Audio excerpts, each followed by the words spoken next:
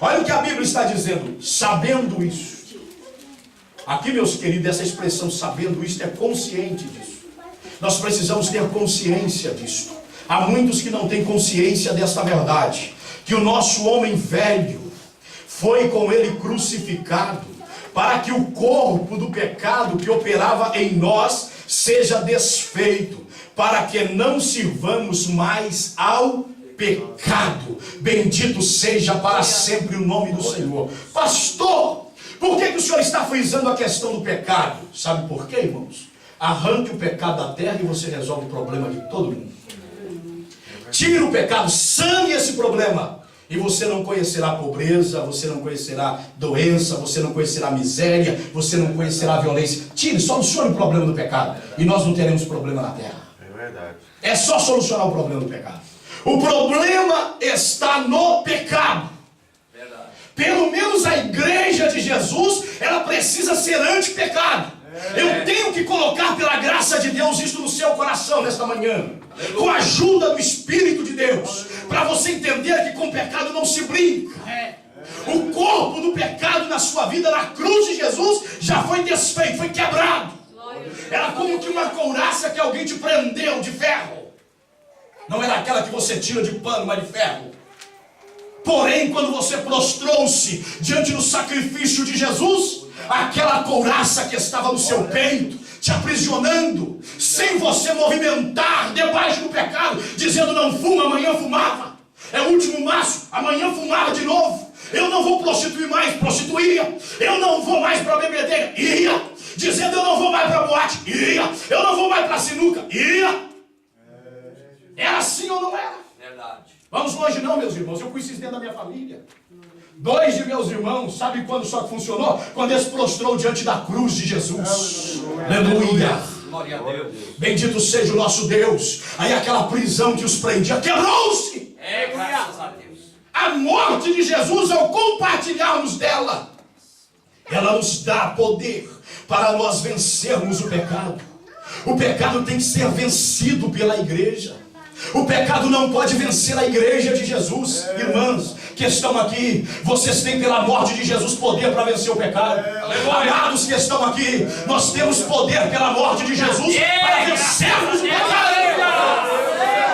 Eu só vou vencer aquilo que é contra mim, prejudicial a mim. O pecado é teu inimigo. O pecado é teu inimigo. O pecado é a arma que Satanás usa para te matar. O salário do pecado é a morte. O diabo mata levando o povo ao pecado. Quanto mais o homem peca, mais legalidade ele tem para matá-lo, para destruí-lo. A Bíblia diz em João 10:10, figurando Satanás, porque o ladrão não vem senão para roubar, para matar e para destruir. Mas Jesus explica, eu vim para que tenham vida e a tenham com abundância. Então nós vamos em nome de Jesus sair daqui nesse dia contra o pecado, fechando todas as brechas, frestas para o pecado não entrar. Sabe por que a igreja é um jardim selado, comprado pelo sangue de Jesus? Só Jesus tem a chave para entrar.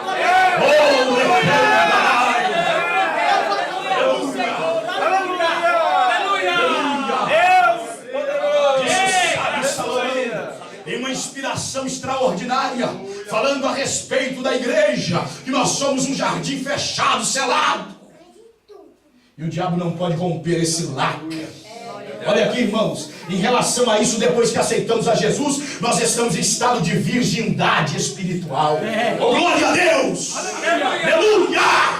A unidade da igreja santa que vai morar no céu, virgem para o pecado. Glória seja dada ao Senhor.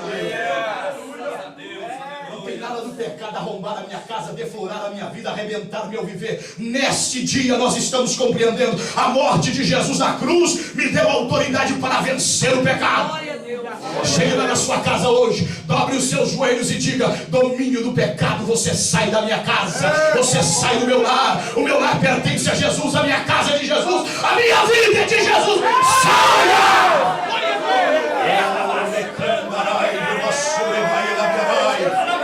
Aleluia, bendito seja para sempre o nome do Senhor. Porque compartilhamos da morte de Jesus, porque a morte de Jesus nos deu poder para vencermos o domínio do pecado, para vencermos o pecado, sabendo isto, conscientes que o nosso homem velho foi com ele crucificado, graças a Deus por isto, para que o corpo do pecado seja desfeito, para que não sirvamos mais ao pecado. Uma coisa foi você antes de Jesus, outra coisa é você agora após aceitar Jesus como Salvador. Bendito seja para sempre o nome do Senhor. Segundo lugar, nós precisamos compartilhar, estou no primeiro ponto, nós precisamos compartilhar da ressurreição de Cristo. Porque é a ressurreição de Cristo que nos dá acesso a uma nova vida. É a ressurreição de Jesus que nos dá acesso a uma nova vida em Cristo Jesus e para a glória do seu nome.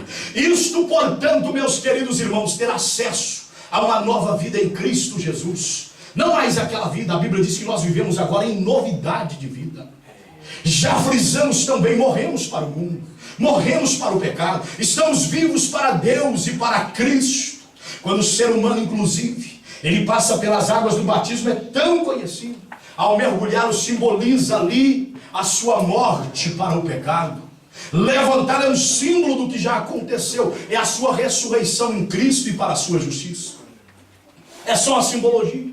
O novo nascimento, ele acontece, ele é efetuado em nós antes de passarmos pelas águas. Passamos pelas águas agora como uma profissão de fé, levando todos a entender que nós saímos das trevas e estamos dando um testemunho público para quem quer que seja, inclusive para o diabo que nos aprisionou. Ele agora está consciente que mais um foi alistado por Jesus. Ele está consciente que mais um deixou o reino do inferno e do pecado. Ele está consciente que aquela taberna não vê mais aquele cidadão. Ele está consciente agora, graças a Deus por isto, que os programas imorais não terão os olhos daquele homem mais. Ele está consciente, meus queridos irmãos, que aquele homem mais não rende para aquela boate ou para aquela noitada, porque a vida dele agora tem uma profissão de fé.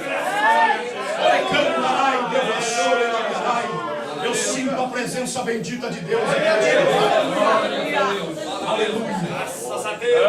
Bendito seja Deus. É algo que já aconteceu em nós. Testemunhamos, manifestamos a todos. Para quem quer saber, eu já morri para o mundo e estou vivo para Cristo, para Deus. Aleluia.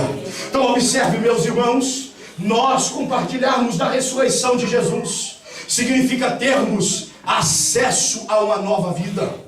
Esta nova vida agora, meus queridos, é de acordo inteiramente de acordo com a vontade de Deus expressa na sua palavra, de acordo com a sua palavra, dentro da sua palavra, o que o Senhor nosso Deus quer, deseja de cada um de nós. Bendito seja Deus. Vejamos isto. Então isto se torna a segunda evidência de uma vida em santidade progressiva. Se eu perguntar aos irmãos qual é a segunda evidência, deveremos responder: viver uma nova vida em Cristo Jesus, nosso Senhor. Por que vivemos uma nova vida? Porque a do passado foi ilusória, foi uma vida de ilusão. Quem está liberto, foi liberto em Cristo Jesus. Sabe o que ele fala hoje, irmãos? Olhe para mim aqui. Quantas vezes você já viu isso, alguém falar assim: ah, se eu tivesse aceitado Jesus há 20 anos atrás. Assim não é? Ou se eu tivesse conhecido Jesus há muito mais tempo. Infelizmente, eu não conheci Jesus há muito tempo. Eu perdi tanto tempo. Significa dizer uma vida de ilusão. Uma vida, meus queridos irmãos, que ele entende que só lhe levou a ter prejuízo. Agora hoje, ele vive de verdade. É uma nova vida. É o segundo ponto. Você entende uma vida em santidade progressiva. Em segundo lugar, quando ele está vivendo uma nova vida. Bendito seja o Senhor. Veja o que a Bíblia diz em 2 Coríntios capítulo 5, tão conhecidos, irmãos, versículo de número 17. Os irmãos vão citar ele até de cor, né? Leia aí para mim, por favor, alguns irmãos, me ajude. Assim que se alguém está em Cristo, nova criatura é. As coisas velhas já passaram, eis que tudo se fez novo. Oh, glória a Deus. Bendito seja o Senhor. Esta é a nova vida em Cristo Jesus. Esta é a nova vida. Observamos então, esta é a segunda evidência de quem está vivendo uma vida em santidade progressiva. Paulo está preparando eles para levá-los ao entendimento que a santidade deles tinha que ser, ou deveria ser, aperfeiçoada. Eles precisavam compreender isso, deviam compreender, e Paulo os prepara em todos esses capítulos para fechar no versículo 1 do capítulo 7, para compreendê-los o que é